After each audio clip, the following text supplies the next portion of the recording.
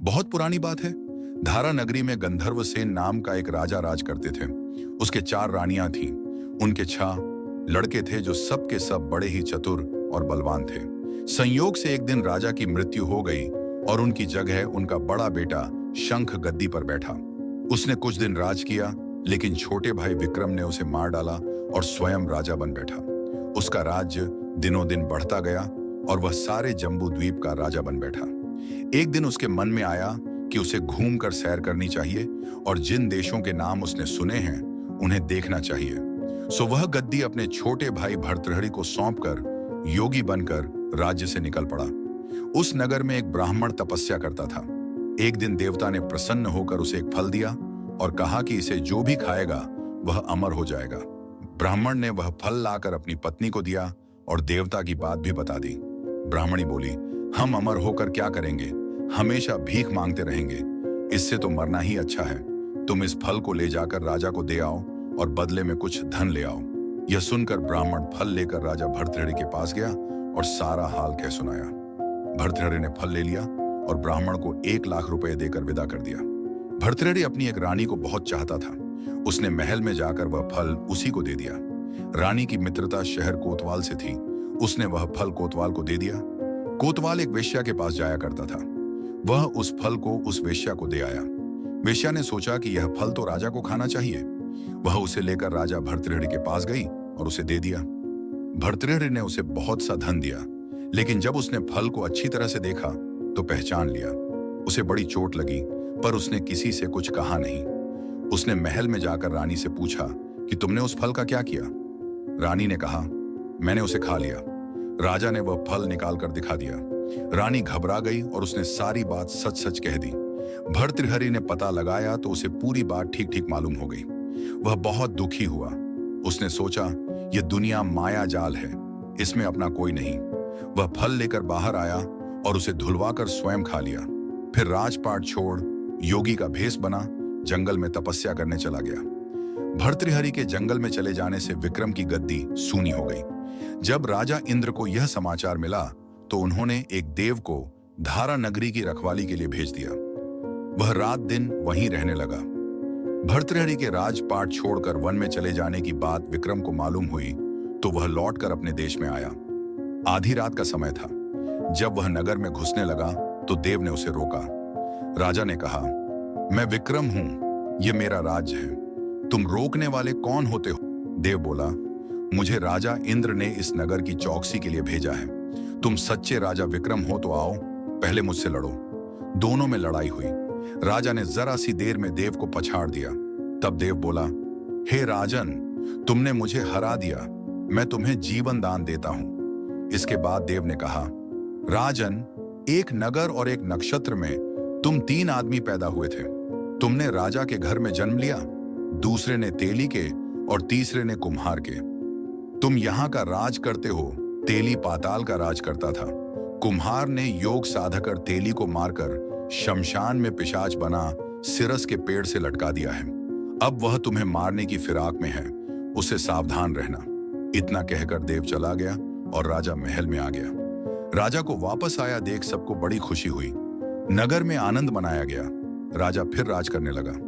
एक दिन की बात है कि शांतिशील नाम का एक योगी राजा के पास दरबार में आया और उसे एक फल देकर चला गया। राजा को आशंका हुई कि देव ने जिस आदमी को बताया था, कहीं यह वही तो नहीं है। यह सोच उसने फल नहीं खाया, भंडारी को दे दिया। योगी आता और राजा को एक फल दे जाता। संयोग से एक दिन राजा अपना अस्तबल देखने गया था। योगी वहीं पहुंच और फल राजा के हाथ में दे दिया। राजा ने उसे उछाला तो वह हाथ से छूटकर धरती पर गिर पड़ा।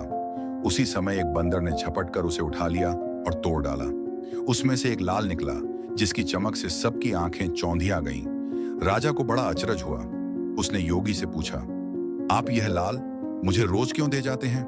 योगी ने जवाब दिया, महाराज, राजा, गुरु, ज्योतिषी, वैद्य और बेटी, इनके घर कभी खाली हाथ नहीं जाना चाहिए। राजा ने भंडारी को बुलाकर पीछे के सब फल मंगवाए। तुड़वाने पर सब में से एक एक लाल निकला। इतने लाल देखकर राजा को बड़ा हर्ष हुआ। उसने जौहरी को बुलवाकर उनका मूल्य पूछा।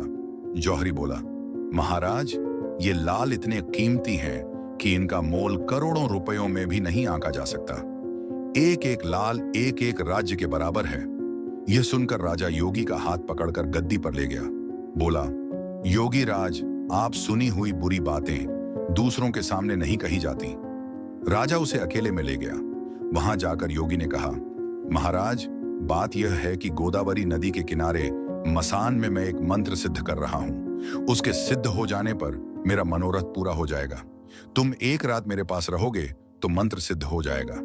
एक दिन रात को हथियार बांधकर तुम अकेले मेरे पास आ जाना। राजा ने कहा, अच्छी बात है। इसके उपरांत योगी दिन और समय बताकर अपने मठ में चला गया। वह दिन आने पर राजा अकेला वहां पहुंचा। योगी ने उसे अपने पास बिठा लिया। थोड़ी देर बैठकर राजा ने पूछा, महाराज, मेरे लिए क्या आज्ञा है? योगी ने कहा, राजन, यहां से दक्षिण दिशा में 2 कोस की दूरी पर मसान में एक सिरस के पेड़ पर एक मुर्दा लटका है। उसे मेरे पास ले आओ, तब तक मैं यहां पूजा करता हूं। यह सुनकर राजा वहां से चल दिया। बड़ी भयंकर रात थी। चारों ओर अंधेरा फैला था। पानी बरस रहा था। भूत प्रेत शोर मचा रहे थे। सांप आ आकर पैरों में लिपटते थे, लेकिन राजा हिम्मत से आगे बढ़ता गया। जब वह मसान में पहुंचा तो देखता क्या है कि शेर दहाड़ रहे हैं, हाथी चिंघाड़ रहे हैं, भूत प्रेत आदमियों को मार रहे हैं। राजा बेधड़क चलता गया और सिरस के पेड़ के पास पहुंच गया। पेड़ जड़ से फुनगी तक आग से दहक रहा था। राजा ने सोचा, हो न हो, यह वही योगी है जिसकी बात देव ने बताई थी। पेड़ पर रस्सी से बंधा मुर्दा लटक रहा था। राजा पेड़ पर चढ़ गया और तलवार से रस्सी काट दी। मुर्दा नीचे गिर पड़ा और दहाड़ मार मार कर रोने लगा।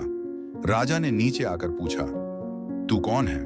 राजा का इतना कहना था कि वह मुर्दा खिलखिलकर हंस पड़ा। राजा को बड़ा अचरज हुआ। तभी वह मुर्दा फिर पेड़ पर जा लटका। राजा फिर चढ़कर ऊपर गया और रस्सी काट मुर्दे का बगल में दबा नीचे आया। बोला, बता, तू कौन है? मुर्दा चुप रहा। तब राजा ने उसे एक चादर में बांधा और योगी के पास ले चला। रास्ते में वह मुर्दा बोला, मैं बेताल हूं। तू कौन है और मुझे कहां ले जा रहा है? राजा ने कहा, मेरा नाम विक्रम है। मैं धारा नगरी का राजा हूं। मैं तुझे योगी के पास ले जा रहा हूं। बेताल बोला, मैं एक शर्त पर चलूंगा। अगर तू रास्ते में बोलेगा तो मैं लौटकर पेड़ पर जा लटकूंगा। राजा ने उसकी बात मान ली। फिर बेताल बोला, पंडित, चतुर और ज्ञानी, इनके दिन अच्छी अच्छी बातों में बीतते हैं, जबकि मूर्खों के दिन कलह और नींद में। अच्छा होगा कि हमारी राह भली बातों की चर्चा में बीत जाए। मैं तुझे एक कहानी सुनाता हूं, ले सुन।